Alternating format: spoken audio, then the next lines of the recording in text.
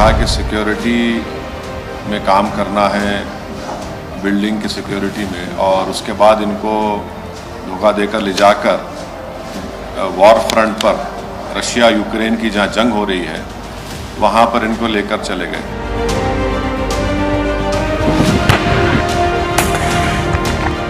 बाबा blogs वाले हमारे साथ धोखा कर दिए।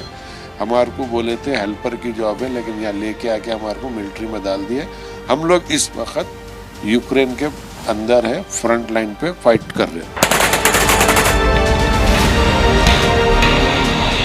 जंग के मैदान में उनको छोड़ दिया गया, फायरिंग हुई उनके ऊपर।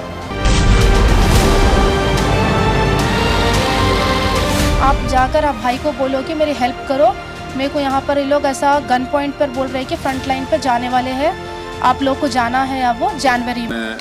कहा है कि हमारे देश के 12 के करीब लड़के जिनको धोखा देकर, नौकरी का धोखा देकर इनको रशिया लेकर गए, और वहाँ पर एजेंट्स ने इनको कहा कि सिक्योरिटी में काम करना है, बिल्डिंग की सिक्योरिटी में, और उसके बाद इनको धोखा देकर ले जाकर वॉर फ्रंट पर रशिया यूक्रेन की जहां जंग हो रही है वहां पर इनको लेकर चले गए।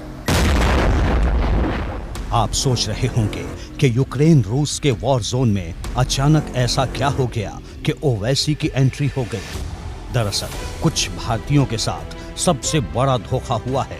नौकरी के बदले जिंदगी का सौदा हो गया। सपना दिखाया गया रूस में नौकरी करने का, लेकिन झोंक दिया गया डोनेस्क में, वो जगह जहां दिन रात सिर्फ जंग हो रही है, सिर्फ जंग। हैदराबाद के इस परिवार से मिलिए। इन जनाब के भाई और इस महिला के पति इस वक्त यूक्रेन में हैं, किसी वॉर जोन में फंसे हैं। वो वहां कैसे पहुंचे, किसने उनके साथ धोखा किया, नौकरी के बदले पुतिन की सेना की वर्दी किसने पहना दी, इन सवालों का जवाब सुनिए। एक लड़के से 3-3 लाख रुपए के ऊपर लिया हो, जिसमें से फर्स्ट बैच जो गया था इनका, हैदराबाद का मेरा भाई था एक, यूपी का एक लड़का था, कश्मीर का एक लड़का था। ये फर्स्ट बैच गई थी 12 नवंबर को। वो लोग हैदराबाद से निकले थे 10 नवंबर को, यहाँ से चेन्नई गए, चेन्नई से शारजा गए, शारजा से मॉस्को गए। 12 नवंबर को ये 3 लड़के मॉस्को उतरे। उनका वहाँ पर एक एजेंट है कोई रमेश बोल के, वो आके उन लोगों को रिसीव किया।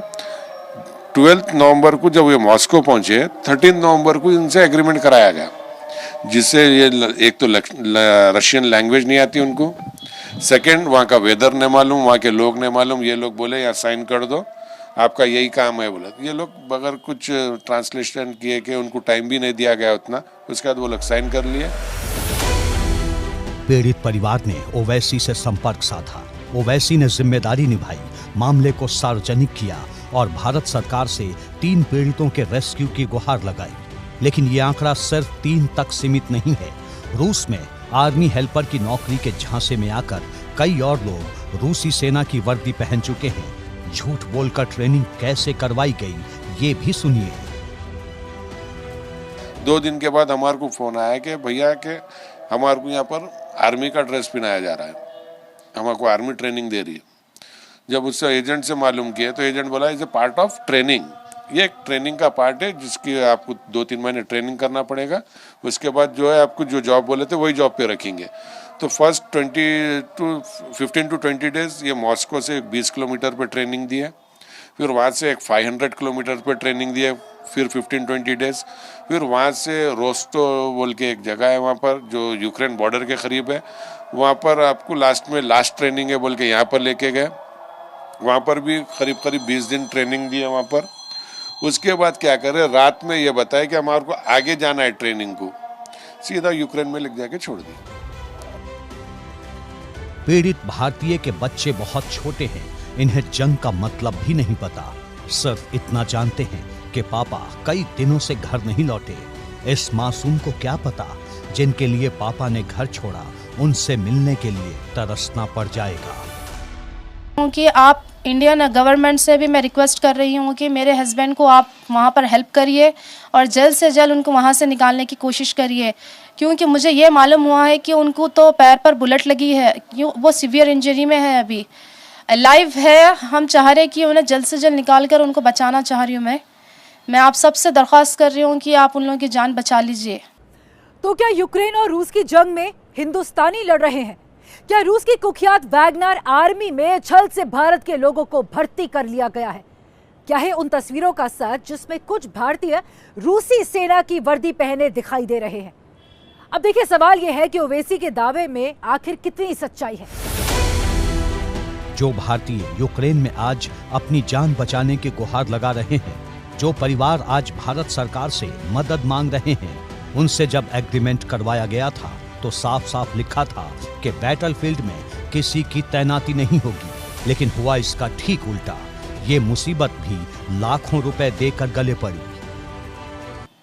मॉर्निंग में मेरे को एक कॉल आया यूपी से, जो एक लड़का था यूपी का, ये जो 3 लोग गए थे उन लोगों के साथ का जो लड़का था, उन्हें सुबह सुबह कॉल करके बताया कि भाई हम लोग को यहाँ पर लाके धोखा हो गया, बाबा ब्लॉग्स वाले हमारे साथ धोखा कर दिए, हमारे को बोले थे हेल्पर की जॉब है, लेकिन यहाँ लेके आके हमारे को मिलिट्री में डाल दिए।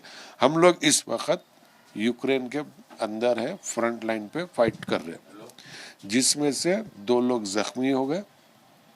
मैं भी थोड़ा जख्मी हुआ था, मैं पीछे भाग के आया और आपको कांटेक्ट कर रहा हूँ। मेरा नेक्स्ट वीडियो या मैसेज जो भी रहेगा मेरे को नहीं मालूम, या लेकिन हमारी जान खतरे में है। जाहिर है भारत सरकार अब इस मामले को देख रही है। मुमकिन है कि बहुत जल्द तीनों भारतीय वतन वापसी कर लें, लेकिन अभी तो उस चेहरे का सस्पेंस बाकी है जिसने रूस बुलाकर सबसे बड़ा धोखा दिया।